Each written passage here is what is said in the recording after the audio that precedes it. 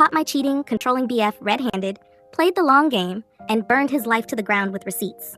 Years later, dropped a final bombshell that left him a broken man. No regrets. So picture this. I'm 19, fresh out of a long-term high school relationship that fizzled out, feeling like I'm ready to take on the world.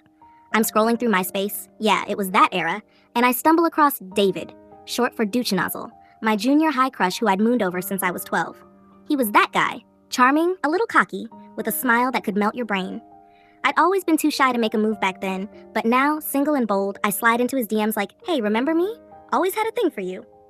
To my shock, he's into it. We start texting nonstop, and within weeks, we're dating. Sparks are flying, I'm head over heels, and I'm thinking, this is it. This is my rom-com happy ending. Fast forward a bit, and I move into his place. A small, kind of grungy apartment, but to me, it's our love nest. I'm dreaming of wedding bells, picket fences, the whole 9 yards. But slowly, David starts showing his true colors. He gets weirdly controlling. He'd make snide comments about my outfits, like, you're wearing that? You look like you're trying too hard.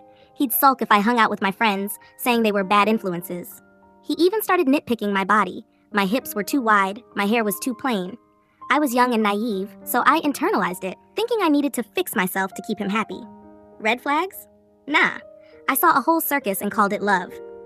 Things started unraveling about 6 months in. I'm out with a friend, let's call her Jess, who I hadn't seen in forever because David always had some excuse for why I shouldn't hang with her. Jess drops a bomb. Her cousin saw David at a house party the weekend before, all over some chick we'll call Barbie, because she was blonde, fake tanned, and looked like she stepped out of a Malibu dream house. Apparently, David was whispering in Barbie's ear, buying her drinks, and acting like he didn't have a girlfriend waiting at home. My stomach dropped. I laughed it off in the moment like, nah, he wouldn't do that. But the seed was planted. That night, I couldn't sleep. David was passed out next to me, his phone on the nightstand, practically begging to be checked. I know.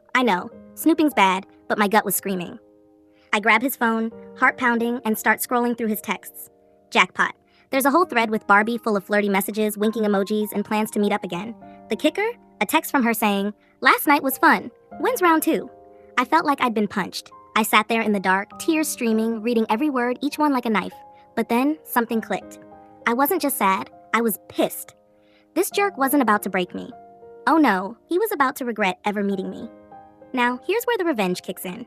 I could have stormed out, thrown his Xbox out the window, and called it a day. But I'm not about that instant gratification life. I wanted him to feel the consequences, long and hard. So I played the part of the oblivious girlfriend while I plotted. Step 1, secure my exit. I started stashing cash from my part-time job at a coffee shop, hiding it in a tampon box. Genius, right? He'd never look there.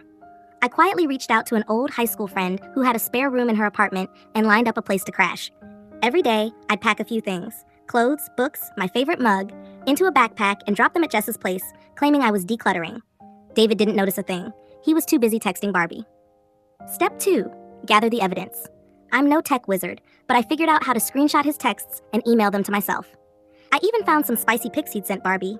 Gross, but useful. I printed everything at the library, creating a dossier of his dirt like I was in a spy movie.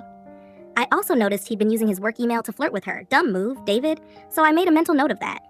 Meanwhile, I kept playing sweet at home, cooking dinner, smiling through his insults, all while my rage simmered. The grand finale took about 3 weeks to set up. On D-Day, I waited until David left for his job at some mid-tier sales company.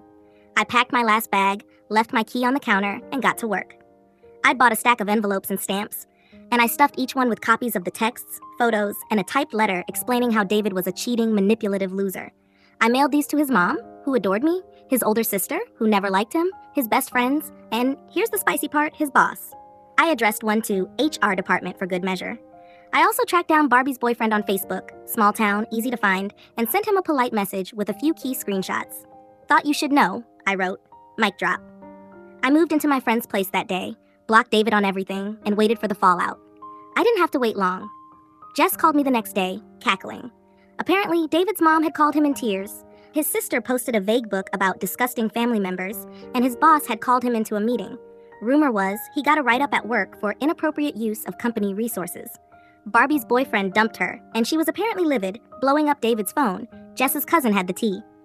David tried reaching me through a burner number, leaving voicemails that went from begging, "Baby, let's talk, it's a misunderstanding," to furious, "You're a psycho for this." I deleted them all, sipping my coffee, feeling like a petty queen. Life moved on. I got a better job, went back to school, and started healing from the mess David put me through. But the story doesn't end there. About 3 years later, I get a random message from David on a new social media account I hadn't blocked. He's all, "Hey, I've been thinking about us. I messed up. Can we talk?" I almost ignored it, but then I saw my chance for the ultimate twist. See, there was one thing I'd never told him. Early in our relationship, I'd had a miscarriage. It was devastating, but I kept it to myself because he was already so dismissive of my feelings. I didn't want his pity or his cruelty. So I replied, "Calm as you please. You don't get to miss me. By the way, I never told you, but I lost our baby back then. You were too busy cheating to notice. Live with that." Then I blocked him. I don't know how he took it. Maybe he cried, maybe he didn't care. But I like to think that hit him like a freight train. Knowing he'd hurt me that deeply and he'd never get closure, that was my final checkmate.